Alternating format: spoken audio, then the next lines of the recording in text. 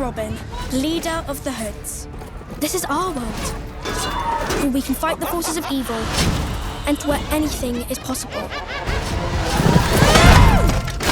I am so sorry. Are you all right? I'm fine.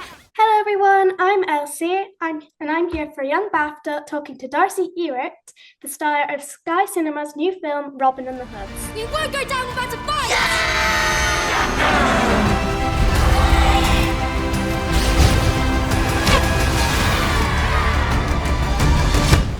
Sorry, could you chuck us the ball back, please? Thanks Darcey for taking the time to talk with me today. It's amazing to meet you. Thank you for talking to me. I'm super excited. I saw a preview of the film. Not only were you great, but the film itself was really entertaining. Can you describe in a few sentences what the film is about? It's a fantasy feel-good movie for the family. It's about a girl called Robin and her friends who fight to save their lands. It's about green space and children's imaginations and the power of believing in yourself. But what about the kingdom? I'm sorry, the kingdom? That land is ours. Where will we go? She's strong-minded, she's protective, and she's a fearless leader with her gang. She doesn't mind getting stuck in and values her freedom completely. She loves her home and her family and her friends. And obviously she's going through struggles of change. I mean, she's going to secondary school and she's got a new brother coming on the way. So things are feeling tough trying to deal with the change. Is there any advice you would give to Robin to help her handle these changes? Well, she needs to talk to her parents. She never talks to her parents. She has to talk to someone to help her through it because it's going to be hard to do it all by yourself as a 12-year-old. But I always want her to be confident in herself. I mean, she is confident, but I want her to be confident going through these changes because it's always easier in the end. It gets easier day by day. I'll make sure to keep that in mind because I'm going through to secondary as well, so... Yeah. Imagination is so important in the film. Did you prefer acting in the imaginary or the real world? Well, I think everyone can agree with me. Imaginary is great. It was so fun. The costumes were insane. When I tried on Robin's costume for the first time, it was very cool. The hair and makeup, my really long braids was so cool. But imaginary, it's just got a little bit of spice, which I love doing. The costumes were amazing. So with the hair and makeup, all of it was like... Yeah, I know, there's some insane costumes. They're so good. Can you tell me what it was like behind the scenes?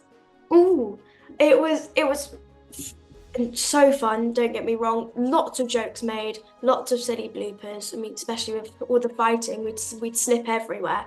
But it was so wholesome, and it was a great community, and the young cast and the crew behind it all, they were all so lovely to us, and it was just so joyous being with everyone.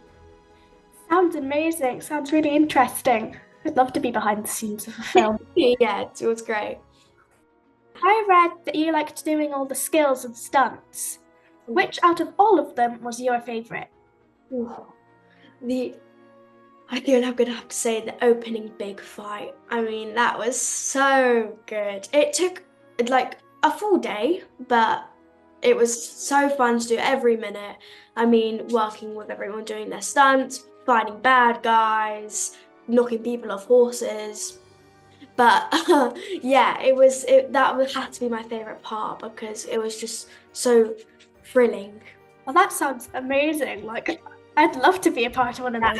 It was good. It felt good. I mean, the stunt team was absolutely amazing. They were so funny. They were so nice. But they always managed to make things safe while having that little bit of fun. But it took some time. I'm comme ça, especially at archery. But yeah, it was good. You'll pay for this! I could just imagine. I'm terrible at archery. I've tried it before. I almost missed every time, so... Yeah, I can relate, don't worry. Did your stunts or skills lead to any bloopers? Oh, 100%. Well, on the topic of archery, sadly, all the arrows are CGI. I wish they were real, but I'm not that good. But one scene, I got to have an arrow which had a rubber tip, and I got to shoot it for the first time. And I was aiming for the tree. The camera was next to me, and well, I hit it, but it went on a mine of its own. I'm gonna blame the arrow, not me. But it went round, almost hit the camera. Thank God it didn't, and then it skimmed someone's head. So that's what I mean. But I'm not very good at archery. But but that was definitely scary and funny at the same time. I mean, that was technically the arrow's fault. Though. Yeah, it was always the arrow's fault. I didn't do anything. It was the arrow's fault. Yeah, it's the arrow's fault. The arrow must have been. We blame the arrow. Yeah. Why do you have to get rid of what we've already got? Because you can't make an omelette without breaking a few eggs. You said that was a health club.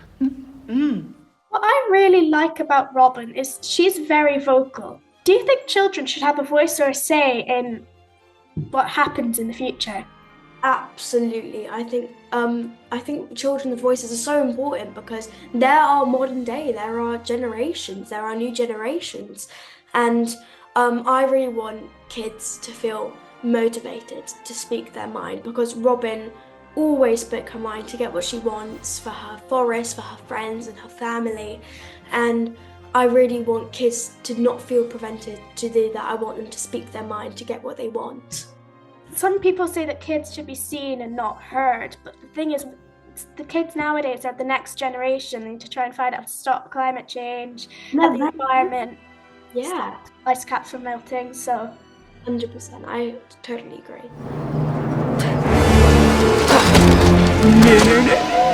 I'll tell everyone what you did. And who's going to believe you?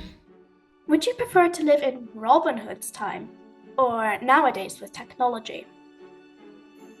Well, can I be allowed a little bit of both? I think I'm gonna have to go with both because I think a break from technology is great. But obviously computers are important, but I wouldn't love to sleep up a tree. I like my bed a bit too much, but I'd like to have that balance. I think that'd be great.